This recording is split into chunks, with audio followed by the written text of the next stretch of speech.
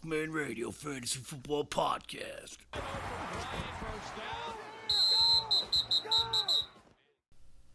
Hey, it's a TalkManRadio Week 1 wrap-up. So let's take a look at what happened. There were some surprises. There were letdowns. There were guys who went down. And there were guys who really came out of nowhere. So first, let's show you how I did, all right? There you go. Look at that. Look at that disgusting mess. I haven't had a number one running back stay healthy for me in 5 years. Peterson last year, DeMarco Murray the year before, Monty Ball, and who's that lame guy from Cleveland? I took a Cleveland running back, Trent Richardson. That was horrible. But there's a silver lining. Look at that. Look at the 2 out of the first 3. Any one of those guys that could have started. That's just disgusting. But Hunt goes in for Johnson. He comes back whenever. Diggs is going to go in for one of those guys. So that's how my one league did. Let me show you the other one real quick. Now you see, that's what I'm talking about. Much better. Much better. And a close one, too. Kareem Hunt. Love that guy. Rookie of the year. All right, now we're going to take a look at how our picks did before we get into the show. Let's take a look. All right, the old man. Pittsburgh's not a hit. Giants are definitely not a hit. They look like shit without Beckham. Green Bay wins. So the old man went 1-2. The book went. Now, let me talk to you about. Let's do San Fran first. San Fran plus 4.5. Nah, that's a lose. Detroit plus 2. That's a win. Chicago plus 6 ends up being a push, but I was reading it wrong. I was reading the opening line instead of the line of the day, which was Friday or Saturday, and I think it was up to 7. So I'll take the push. If you did bet it, you won. I'm 1-0. The book is 2-1 this week, if you want to go that way. If you want to call it a tie, call it a tie. But you would have gotten 7 and you would have won anyway. And the old man is 1-2. He's getting old. So overall, the scores I saw in my leagues were pretty low, which was surprising. I think it was due to quarterbacks not having great games. And if they did, you didn't start them. Most likely. Alex Smith, Sam Bradford probably didn't get started in most leagues. So the main running backs that got drafted, Bell and Johnson, they didn't do well either. Johnson's hurt now. That sucks. I had him, as you saw. And Bell didn't do much. I think he had 7 points, maybe a little more. So the surprise was the rookie running backs. Christian McCaffrey caught a ball immediately. I don't have to mention Kareem Hunt. The guy from Chicago who spelled Howard, Cohen. He did well. Nobody even heard of that guy. Marlon Mack had a touchdown. Talvin Cook ran crazy, broke Peterson's record. So the rookie running backs look like they're legit. If they're on the waiver wire, you see any of them out there, go grab them if you can. If you have the waiver position to get them, that would be 1 or 2. Go get them. As for wide receivers, kind of lame, except for Diggs did okay. Hill from Kansas City did okay. I didn't see too many other guys going absolutely nuts out there. Cooks had 88 yards on 3 catches. He was a top guy.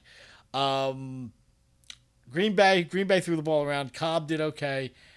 Nelson caught a touchdown. So the main guys, they're going to be hit or miss once in a while. But I would focus on grabbing the rookie running backs. Go get it. If there's any out there, go get them. If you can trade for maybe some guy like a Marlon Mack, he's probably out there unless somebody has him. If you can get him low, he's going to get in there at some point because Gore's old. I know he does it every year, but they draft this kid. The kid looks good. So I would see if you can go out and get him. Most of the other rookie running backs are taken. If you want to try and make a trade for him, it's going to be tough. But if you can do it, if you get on the low side and you have high hopes for him, go for it. The quarterbacks are going to come around. Nobody saw the main quarterbacks from this weekend do what they were going to do. Nobody saw Smith and Bradford leading the league in quarterback points.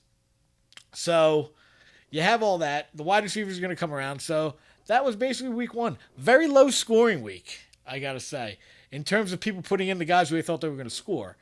So I saw it in both my leagues. I saw that. So that's a wrap up of the week 1 action. And as you saw, 1-1 I went. How'd you do?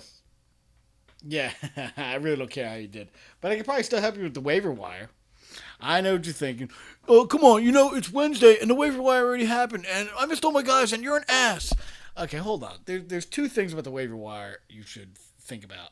Number one, you're probably not going to get all the guys. Everybody saw the games this weekend. Everybody knows who everybody's going after. So try and think of guys who may come up a little later in the season, maybe a week or two, like Marlon Mack, another rookie running back, because when Luck gets back, the running game might get a little bolster. And the two quarterbacks, one of those guys is probably going to have a decent year. And you could use that as a bargaining chip. Also, watch who gets dropped. That's a very important part. Watch who gets dropped and look at your cheat sheet you used a couple days ago to draft your team and say, hey, that guy was kind of high on my list. Why don't we go and pick him up? Maybe I was right and the guy let him go too early. So think about that. I also want to give a shout out to the locker room. They called it. I asked them for a sleeper pick and they gave him Nelson Aguilar. Look at him with, what was that, 6 for 86 on a touch? Not bad. So go locker room. Yeah, so give those guys a shot if you want. They're on Twitter and they have a website, The Locker Room. Check them out. And that's the week one wrap-up show. I showed you how I did, my win and my loss. Leave a comment below if you didn't like what I did. If you did like what I did. If you just want to call me an ass, go ahead. You got some waiver wire advice, how to use the waiver wire a little better, who to go after, how to get some bargaining chips. And I give a shout out to The Locker Room. They had Nelson Aguilar cold this week. So that's it for this show. The next show will be the week 2 pregame. I'll have my lineup probably, and I'll have my picks in. I was 1-0 last week. If you actually bet the game and took my pick, you got 7 and you got the win. So that's it for week 1. It's over, thank God. And we're looking forward to week 2. See you Friday.